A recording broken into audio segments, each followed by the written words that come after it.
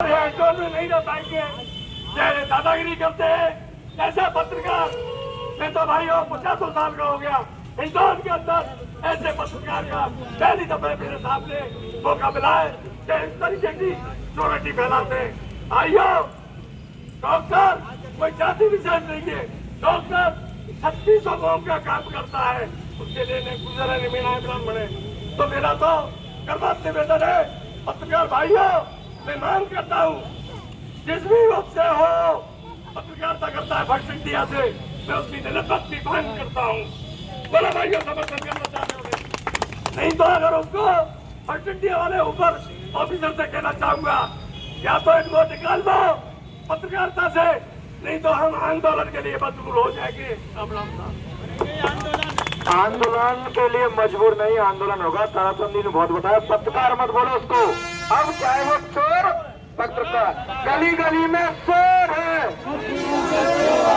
गली गली में शोर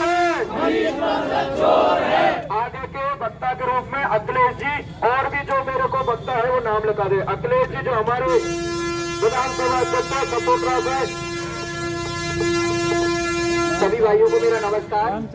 मेरा तो कहना ये है कि इस घटना को हमने सुना और सोशल मीडिया के माध्यम से देखा और हमें पता चला कि हिंडोन में ऐसा हुआ है, तो हमने भी इनसे कहा था हम सब आएंगे और अगर ऐसा लगा तो करौली में भी हम धरना प्रदर्शन करेंगे।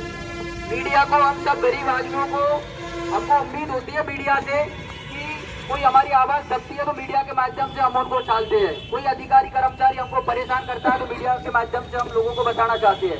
लेकिन ये तो खुद ही मीडिया के नाम पर एक कलंकित पत्रकार बन रहा है, जो चोर है, चोट वसूली कर रहा है। इसके खिलाफ चोट वसूली का मुकदमा दर्ज होके इसके तुरंत से तुरंत कड़ी से कड़ी कार्रवाई होनी चाहिए। ये कोई पत्रकार नहीं है और पत्रकार संघ से कहना चाहता हूँ ऐसे पत्रकार को तुरंत प्रभाव से बर्खास्त करो।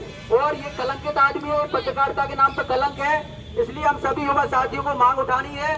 और यही नहीं, यहाँ अगर हमको न्याय नहीं मिलता है तो करौली जाके हम धरना प्रदर्शन करेंगे और एसपी साहब को भी ज्ञापन देंगे।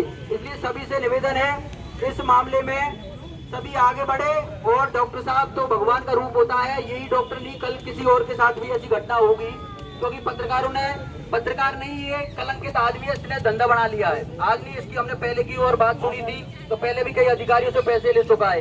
कोई एक्सीडेंट थे एक आसाराम जी, उनसे भी पहले पैसे ले चुका है, वो रिटायरमेंट हो चुके हैं, वो भी यहाँ थे। इसलिए सभी से निवेदन है सभी इसमें मजबूती से लड़े। कोई पार्टी सामाजिक, कोई समाज का मुद्दा नहीं है, सब अपना हक और अधिकार है। नमस्कार, राम राम दोस्तों। बहुत कुछ अखिलेश जी ने बताया कि ये पार्टी और कोई समाज का मुद्दा नहीं है, क्या सर्व समाज का मुद्दा है। आगे वक्ता ग्रुप में फौजी खान जी, फिरोज खान जी, जब तक अगले वक्ता नर सिंह जी हमारे बीच में, लाल सिंह जी।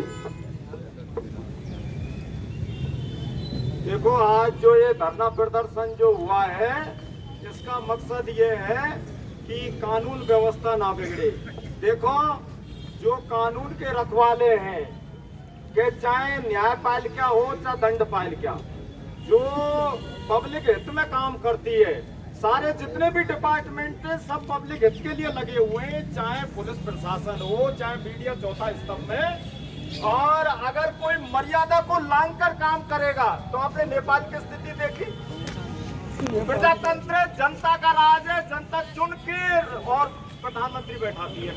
अगर जनता के अहित में कोई काम करेगा ना, उसको बहुत बड़ा खतरा उठाना पड़ेगा। इसलिए मर्यादा में रहकर अपना काम करें और ऐसा कोई काम ना करें जिससे और गलत संदेश जाए। और ये जो पत्रकार ने जो ये काम किया है बिल्कुल गलत किया है। जब गलत काम होता है तो जनता आवाज उठाती है और जनता की आवाज को दबाता जब है तो फिर भूकंप आता है।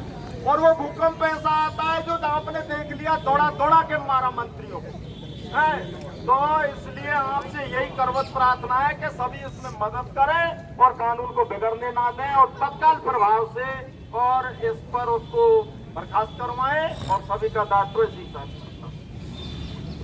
अभी जो वक्ता है उनसे मेरा निवेदन है कि शॉर्ट में बोले। हमारे पूर्व छात्र अध्यक्ष जी अंकुर जी किधर है? अंकुर जी आ जाए। आप सभी साथियों को धन्यवाद जो इस डॉक्टर साहब की लड़ाई में आप साथ देने के लिए यहाँ पे पधारे। तो मौजूदा स्थिति हिंडौन आज आपने देखा होगा कि आसपास के क्षेत्रों से विकास में बहुत पीछे रहा है।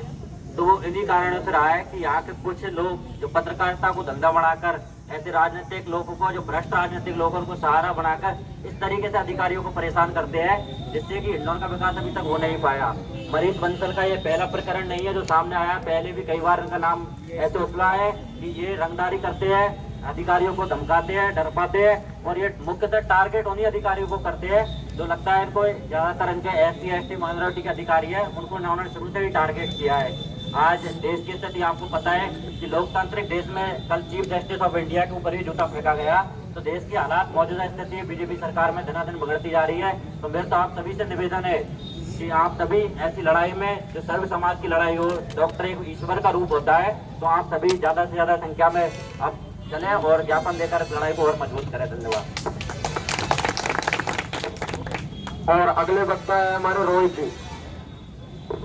आप सभी युवा साथियों को बहुत बहुत धन्यवाद। आप सब इस लड़ाई में यहाँ पर पधारे, क्योंकि जो मनीष जो बंसल है, इसने एक डॉक्टर भगवान का रूप होता है और इसने इस लोकतंत्र को कलंकित किया है, क्योंकि लोकतंत्र में मीडिया का चौथा स्तंभ होता है और इसने इस लोकतंत्र के मीडिया के चौथे स्तंभ को चोरी से कलंकित किया है। मनीष बंसल चोर, गली गली में शोर है, गली गली में शोर है, गली गली में शोर है। बहुत कुछ अगले वक्ता हमारे हैं जो बोलो